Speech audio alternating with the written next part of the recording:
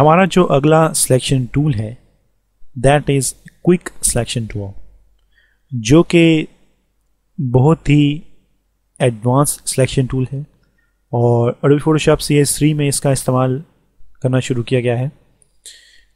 ये selection tool इस तरह है जैसे आप लोग किसी पेंसिल से किसी वाइट पेपर पे ड्राइंग शुरू करते हैं और लाइंस ऐड करते हैं। इस तरह आपके पास एक काइंड ऑफ पेंसिल है यहाँ पे, जो आप सर्कल देख सकते हैं यहाँ पे, और इसके सेंटर में प्लस का साइन है। इट मीन्स कि मैं इसे सिलेक्शन करूँगा और हमारे पास यहाँ पे ऑप्शन में इसके कुछ ऑप्शंस भी अवेलेबल हैं। हम लोग इस मूव टूल से नीचे जो टूल है इसके ऊपर राइट क्लिक करेंगे तो हमारे पास इसमें मैजिक वैन टूल और क्विक सिलेक्शन टूल है। क्विक सिलेक्शन टूल का इस्तेमाल किया जाता है कि आप लोग अगर जल्दी किसी चीज़ की सिलेक्शन करना चाहते हैं। हम लोगों ने देखा है कि रेक्टेंगल मार्की टूल से हम लोग बॉक्स शेप में सिलेक्शन ले सकते हैं, एलिप्टिकल मार्की टूल से हम लोग राउंड शेप में ले सकते हैं। अगर आपको किसी और शेप में सिलेक्शन लेनी है तो उसके लिए आप लोग क्विक सिलेक्शन टूल का इस्तेमाल करेंगे, जो कि सिर्फ एडोबी फोटोशॉप CS3 या CS3 एक्सटेंडेड वर्जन में अवेलेबल है। Alright, so let's get started. हम लोग यहाँ से क्विक सिलेक्शन टूल का इस्तेमाल करेंगे और मैं यहाँ पे क्लिक करूँगा एंड ड्रैग। तो जिस तरह हम लोग पेंसिल से निशान डालते हैं उस तरह हम लोग इस कैनवस पे सिलेक्शन ले रहे हैं। सेम अगर हम लोगों ने इस सिलेक्शन में से कुछ एरिया जो है उसको डिलीट करना है तो हमारे पास ऊपर यहाँ पे subtract add to selection available है। अगर हम लोगों ने इस सिलेक्शन के अंदर कोई भी पार्ट जो है उसको और सिलेक्शन के साथ मिक्स करना है तो हमारे पास ऐड टू सिलेक्शन का टूल अवेलेबल है और मैं यहाँ से उसको ले सकता हूँ। और इसके साथ साथ मैं इसमें से कुछ एरिया जो है उसको डिलीट भी कर सकता हूँ एंड मैं इसके ऊपर दोबारा माउस ओवर करूँगा, क्लिक एंड ड्रैगिंग, तो ये जो एरिया है यहाँ से ये रिमूव हो जाएगा। Alright, control D to deselect और मैं अपना जो स्टैंडर्ड टूल है उसको सेलेक्ट करूँगा और मैं यहाँ पे थोड़ी सी सिलेक्शन लूँगा और इसके जो नेक्स्ट ऑप्शन है उसके बारे में पढ़ेंगे। यहाँ पे आपको ब्रश नज़र आएगा और उसके साथ आपको कुछ अमाउंट है और छोटा सा एक डॉट है ब्लैक कलर का, उसके साथ एक छोटा सा तीर का निशान है। ये जो एरिया है हमारा ये हमें बताता है कि इस वक्त जो हम लोग जो ब्रश यूज़ कर रहे हैं, ये जो हम लोग साइज़ यूज़ कर रहे हैं, इसका जो साइज़ है वो 15 है, 15 पिक्सल्स। और अगर मैं इस एरो को क्लिक करूंगा तो हमारे पास ड्रॉप डाउन ऑप्शंस ओपन होंगे, तो हमारे पास थोड़े से ऑप्शन ओपन होंगे जिसमें है डायमीटर। डायमीटर का मतलब है कि जो हमारे पास साइज़ है इसको मैं बड़ा कर सकता हूँ 255 पिक्सल्स लाइक दिस। सो ये आपके ऊपर डिपेंड करता है कि आप लोग किस साइज़ में काम कर रहे हैं और आपको कौन सा साइज़ चाहिए। नाउ व्हाट इज़ हार्डनेस, ये बहुत ही ज़बरदस्त ऑप्शन है हार्डनेस का, जो कि फोटोशॉप CS3 में ऐड किया गया है using this quick selection tool. हम लोगों ने रेक्टेंगल मार्की टूल में पढ़ा है और एलिप्टिकल मार्की टूल में पढ़ा है फीदर के बारे में। अगर आप लोग फीदर 5 करेंगे तो आपको कुछ और रिजल्ट मिलेगा, अगर आप लोग फीदर 10 करेंगे तो आप लोग कुछ और रिजल्ट हासिल करेंगे। इसमें जस्ट आपको ये स्लाइडर है, इसको स्लाइड करना है and you can set your feather up to 30% and you can select your feather up to 54%। उसके बाद यहाँ पे स्पेसिंग है। ये स्पेसिंग जब हम लोग इस डायमीटर का इस्तेमाल करते हैं तो ये जो एरिया सिलेक्ट करती है, एक एरिया से दूसरे एरिया तक की जो स्पेसिंग है वो काफ़ी ज़्यादा है। तो अगर मैं यहाँ पे इस स्पेसिंग को कम करूँगा तो आप देखेंगे कि ये स्मूथली साथ साथ चलेगी यूजिंग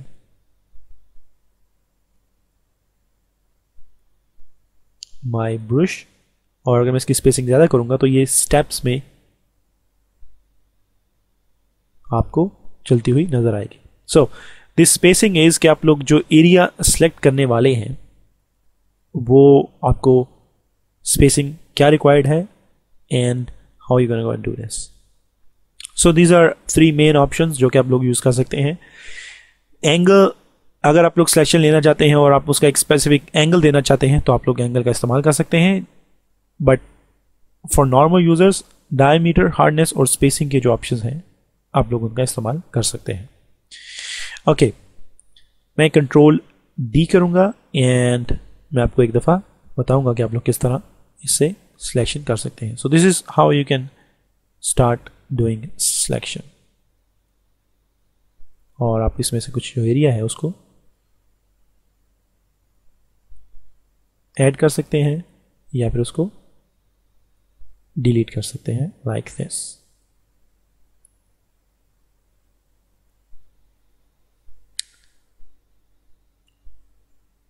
अब हम लोग इसी टूल में एक और हमारे पास टूल अवेलेबल है which is magic wand tool, और हम लोग इसका इस्तेमाल करेंगे।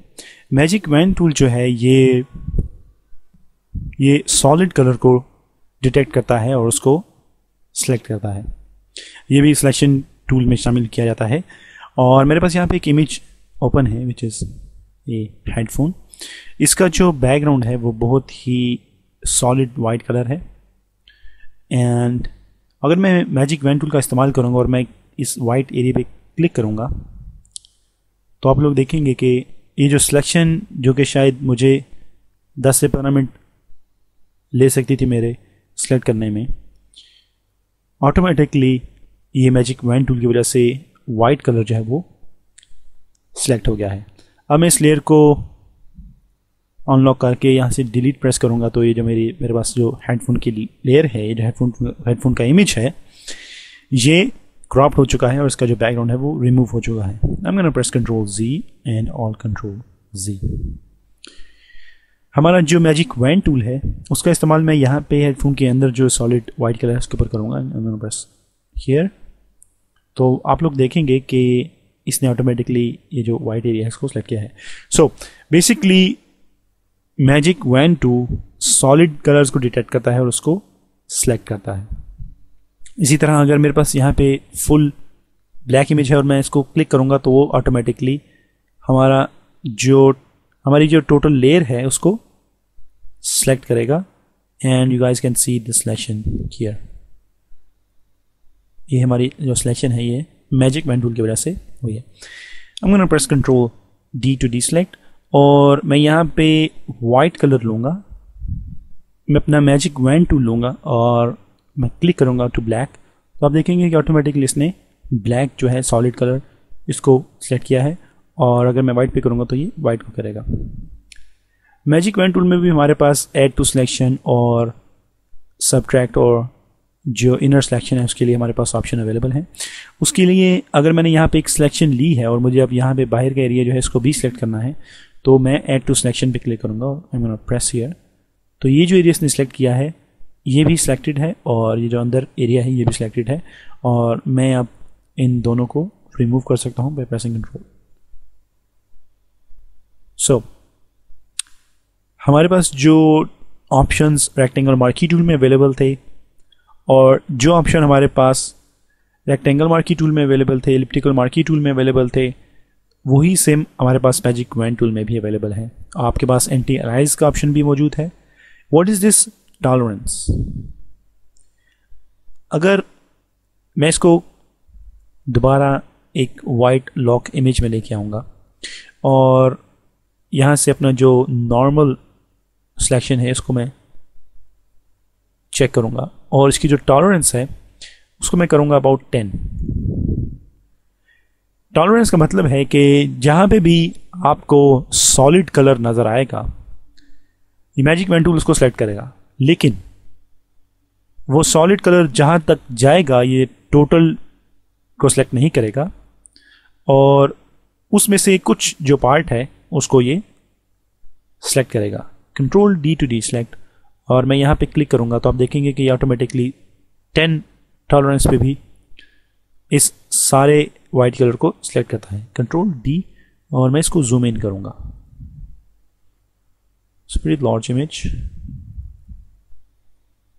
ऑलराइट, अब अगर मैं ये जो हमारे पास एरिया है अंदर इसको मैं सिलेक्ट करना चाहता हूँ तो मैं अपने मैजिक वैन टूल का इस्तेमाल करूँगा और आई एम गोना प्रेस किया। तो आप देखेंगे कि उसने एक छोटा सा एरिया जो है इसको सिलेक्ट किया है और मुख्तलिफ जगह पे क्लिक करने से ये छोटे छोटे एरिया जो है उसको सिलेक्ट करता है। अगर मैं इसकी टॉलरेंस को ज़्यादा करूँगा और मैं इसको करूँगा अबाउट 60 और मैं यहाँ पे क्लिक करूँगा तो आप देखेंगे कि ये जो सेम कलर है ये उसने यहाँ पे जहाँ जहाँ उसको फील होता है कि ये सेम कलर है वहाँ पे उसने इसको सिलेक्ट किया है। कंट्रोल D टू डीसेलेक्ट, और इसकी जो टॉलरेंस है उसको मैं कम करूँगा अबाउट 30 और मैं यहाँ पे क्लिक करूँगा तो आप देखेंगे कि अब वो जो एरिया ले रहा है ये काफ़ी ज़्यादा है। कंट्रोल डी टू डीसेलेक्ट और इसकी टॉलरेंस मैं करूँगा दोबारा 10 पे और क्लिक करूँगा तो ये वो जो एरिया है उसको ज़्यादा सेलेक्ट नहीं करता क्योंकि इसकी जो टॉलरेंस है वो 10 है। इट मीन्स कि ये थोड़े एरिया को सेम सॉलिड कलर को डिटेक्ट करेगा लेकिन थोड़े एरिया को ये सिलेक्ट करेगा। सो मैजिक पेन टूल भी सिलेक्शन टूल में शामिल किया जाता है, लेकिन मैजिक पेन टूल से जो सिलेक्शन की जाती है उसके जो एजेस होते हैं वो अच्छा रिजल्ट नहीं देते। बेशक आप लोग एंटी अलाइज को भी चेक करेंगे लेकिन मैजिक पेन टूल से जो सिलेक्शन हम लोग करते हैं उसके जो एजेस होते हैं वो इतने अच्छे नहीं होते।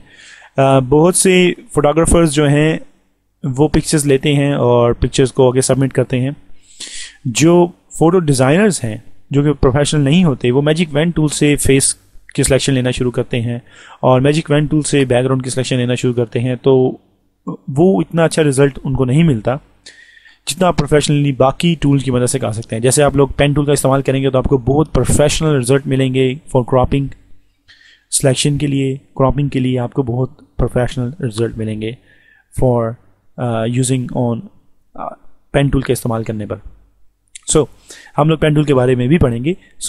हम लोग मैजिक पेन टूल के बारे में और क्विक सिलेक्शन टूल के बारे में इस वक्त पढ़े हैं। तो मैजिक पेन टूल का जो इस्तेमाल है वो सॉलिड कलर को डिटेक्ट करने के लिए इस्तेमाल किया जाता है और जो क्विक सिलेक्शन है उसके बारे में हम लोगों ने इसी वीडियो में पढ़ा है कि हम लोग किस तरह उसका इस्तेमाल कर सकते हैं।